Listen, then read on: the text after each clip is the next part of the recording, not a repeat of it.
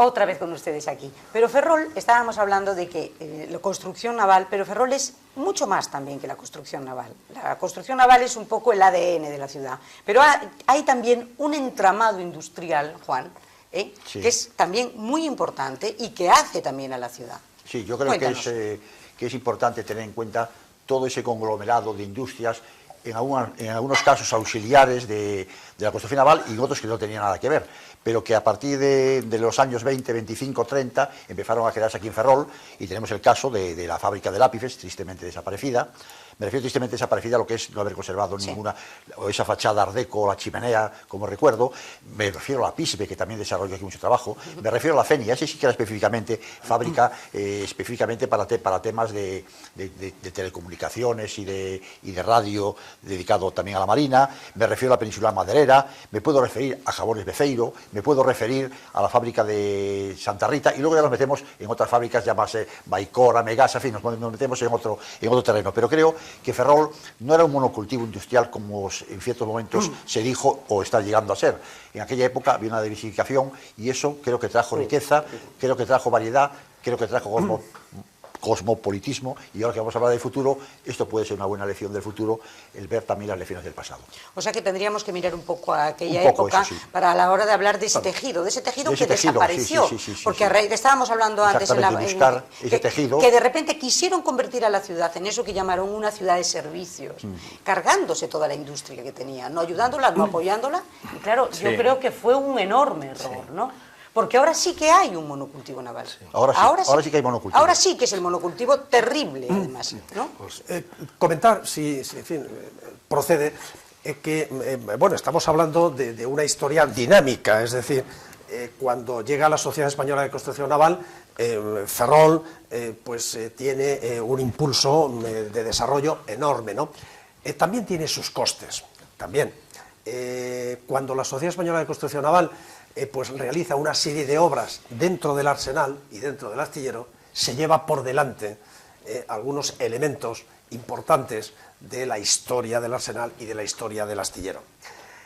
Concretamente hay tres de gran significación, que son, por una parte, la construcción del dique Reina Victoria, amputa una longitud intermedia del Gran Tinglado. El Gran Tinglado, que era el edificio emblemático del arsenal, 380 metros. Pues es atravesado por el dique Reina Victoria y, sin más, cortan, pues en una cierta longitud de 40-50 metros, desaparece y se construye el dique. La pregunta es, ¿podía haber habido otra solución equivalente? Bueno, yo lo dejo ahí, es un coste del desarrollo, ¿no? En aquella época en la que tampoco existía una clara conciencia de conservación del patrimonio histórico. Además, cuando se construye el dique Reina Victoria, desaparecen los dos diques del 18 que quedaban en el arsenal, exactamente tal y como los construyó Julián Sánchez Bort, con la supervisión de Jorge Juan. Esos dos diques, los dos únicos que se habían construido, desaparecen porque su lugar lo ocupa el nuevo dique. Tampoco hubo un planteamiento de conservación. Y en el astillero, cuando se construye el campo de gradas nuevo, pues el campo de gradas se construye aterrando dos gradas del siglo XVIII, dos gradas escalonadas, magníficas, construidas con el diseño de Jorge Juan, que se utilizaban hasta aquel entonces. ¿Qué ocurre? Que eran gradas pequeñas y no tenían capacidad para los modernos buques que se iban a construir. Desaparecieron las gradas. Bueno, esto está ahí, esto es un pero coste lo mismo que ocurre en el astillero ocurre en la ciudad. Porque en la ciudad desaparecen auténticas preciosidades. Pero es posterior a la primera parte hasta el 40. Bueno, evidentemente toda esa actividad supone un crecimiento que, aunque tú llevabas las cuantías, pasamos de 25.000 habitantes en 1900 a 40.000 habitantes en el 36. Y se produce una cosa, antes hablaba de urbanismo, no hay movimiento, es decir, Ucha coincide exactamente en 1909, se incorpora como arquitecto municipal y desaparece, entre comillas, sigue trabajando muchos años, pero su actividad básica también coincide en esta época del 40, donde se incorpora Nemesio Remecio Rodríguez, ¿no? López Rodríguez. Entonces, en ese momento funcionan por pequeñas ordenanzas. Las casas, no sé qué haga usted, la sanidad y tal, pero no hay urbanismo. Es decir, de un urbanismo maravilloso que dejamos 2 siglos antes con Jorge Juan, resulta que lo único que se hace es cuidado que las casas suban, bajen, no molesten, es decir, son ordenanzas parciales, pero el urbanismo no existe. Solamente ahí se dan cuenta que la ciudad ha crecido tanto que como las murallas estén ahí, no se les ocurre salirse de muralla. Salimos de murallas en los años 40. En el 35 se dice hay que hacer una ampliación desde la calle del Sol para arriba. Y aparece un plan olvidado por una razón, porque se termina que lo hace Rey Pedreira. Santiago Rey Pedreira es un arquitecto de la edad de Ucha, que hemos conocido igual que a Ucha, pero ya mayores, y que Rey Pedreira hace el plan Rey Pedreira, que es una gran avenida que une lo que es ahora mismo el cuartel de Sánchez de Aguilera con el parque municipal. Es decir, hace como una apertura nueva, digamos moderna, donde ahí se pueden hacer construcciones de mayor altura, ya no es la estrechez de las calles, y donde de algún modo se puede desarrollar la ciudad nueva. Es lo único. ¿Qué ocurre? Este plan, que lo tenemos en Ferrol para consultar, pero este plan dejan una copia aquí y el resto para aprobar se manda a Madrid en el 35 y en la guerra se pierde. Llegamos al 40 y no tenemos plan. Entonces se sigue como se puede hasta que no vuelve a aparecer planes. Es decir, entonces ese desarrollo es, como digo y conviene resaltar, pues es de edificaciones, no es con ningún plan.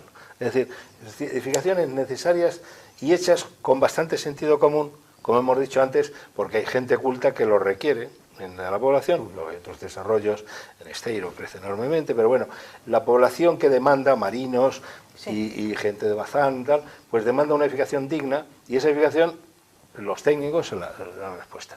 Y luego es una edificación bastante ponderada porque es de alquiler. Me explico. Las casas de alquiler, ahora es un momento bueno para repetirlo, ahora con DZ, tienen la ventaja de que se hacen, un arquitecto muy conocido, el de la ciudad de Las Rías, hago un paréntesis, Albalat, pues siempre dice, es que antes hacíamos casas para aquel que lo tenía que usar. Imaginamos el chalet de Antón, de una persona conocida por ti, pues tu abuelo encarga una casa para usar. Bueno, y otros muchos, nuestras casas unifamiliares, incluso colectivas. Y también para usar y mantener a aquellos que encargan casas de alquiler. Entonces, una casa de alquiler tiene la previsión de que se tenga buen mantenimiento, porque necesita explotar a través de alquiler, con lo cual es una casa que las tripas, aquello que no vemos, pues están lo mejor posible y que los pavimentos duran más. Es decir, son casas que tienen esa dignidad de muchas casas que no tienen que ver con el 18, son del 19, como hemos dicho, con modelos importados, ingleses, franceses, en último término, pues paladianos, por irnos al siglo XV. Pues esas casas, que las hay en Ferrol dignísimas, y se nos están también cayendo, no tanto porque duran más, pues están... Llegamos al 40 y se produce la apertura de Ferrol, la Puerta Nueva, fuera murallas, no sé cuántos, y ahí empieza ya el desastre del ensanche. Pero te iba a decir, lo del ensanche es el caos. Es terrible, sobre todo el ensanche. ¿Eso quién lo pudo? Pues sí. ¿Quién lo pudo? Don Nemesio, que no soñaba, sino que era un hombre muy realista, iba haciendo las casas donde le petaba. Perdona, o donde Alfredo, se podía. Fíjate que no se han atrevido ni a ponerle nombre, porque se llama Siti, ¿verdad? No tiene nombre. O sea, no se han atrevido ni a ponerle nombre, lo cual es significativo. Muy significativo. A o B. El AL es posterior, pero el A, como veis, es un caos. Tortuosa. Y la Plaza de España, que siempre ha sido algo, pues bueno, podía haber sido una plaza roja un poco pequeñito, pero algo destartalado y sin ningún proyecto especial, era pues un espacio. Y luego se desarrolló. Bueno, pues eso pasa en el 40. Y por supuesto, también otra vez desde el Estado, nos hacen las casas, las llamadas casas baratas, ¿no? Pues eso es lo que se hace en los 40. Y tiene que llegar, bueno, pero ya no cabemos, o sea, es porque ya no cabemos. No se puede uno ir hacia arriba, y se va hacia arriba, pues de una manera tortuosa. Hablo hacia arriba, de sol para arriba, se van haciendo, sí, quedan muchos espacios libres, no sé qué, todas estas cosas, y se va haciendo de una manera anacrónica, también sin ningún orden, ningún orden. Solamente empieza la disciplina urbanística, y con esto ya termino, porque luego hay que comentarlo, porque yo creo que es muy importante, en 1962, exactamente hace 50 años. Por una casualidad que antes he citado sottovoce, que es, aparece un arquitecto nacido en Fene, que es Gerardo Calviño, y viene a trabajar con Ucha pues el año 55. Y ese individuo, un tío muy inteligente, pues ve el desastre que hay en el 55.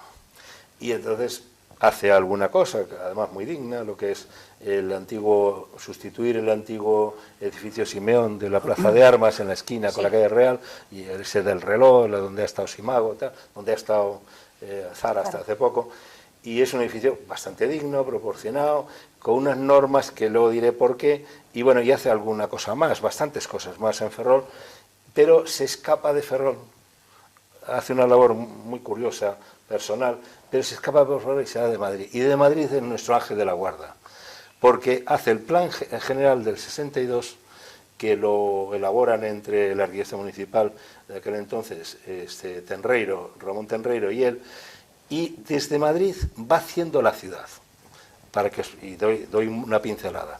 Ese plan contempla una entrada que luego es muy importante decir, a la ciudad distinta de la que nosotros entendemos como la cartera de Castilla. Es decir, pegada al mar, no existe el puente de las Pías, se contempla en ese momento el puente de las Pías, y él imagina que desde su ciudad natal, desde Fene, se cruza por el sitio menor a Caranza, y no se desprende la entrada desde Caranza hasta que llega al muelle del Ferrol Viejo.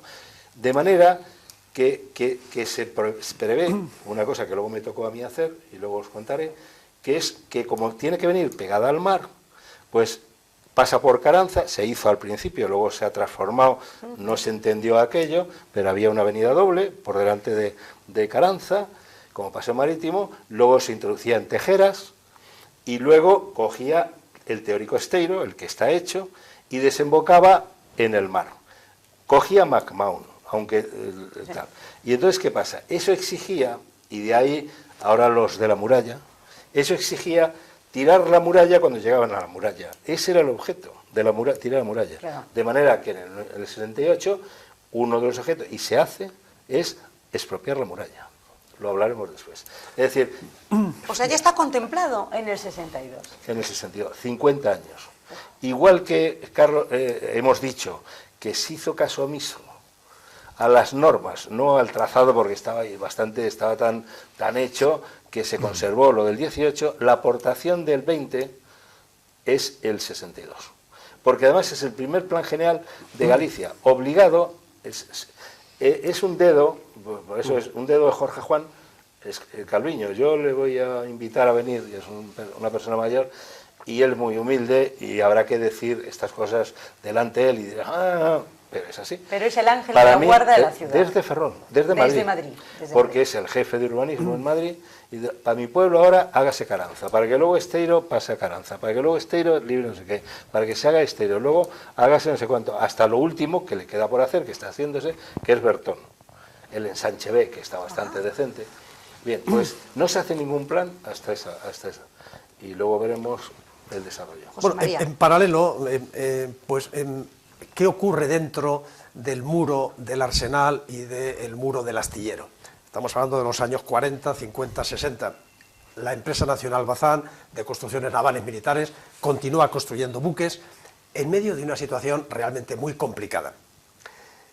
Los operarios y los técnicos de la Bazán han tenido siempre un gran reconocimiento, una excelente cualificación. ¿Cuál fue la base que ha permitido mantener a lo largo del tiempo esta cualificación técnica y a los obreros y a los técnicos de la empresa? La escuela de formación.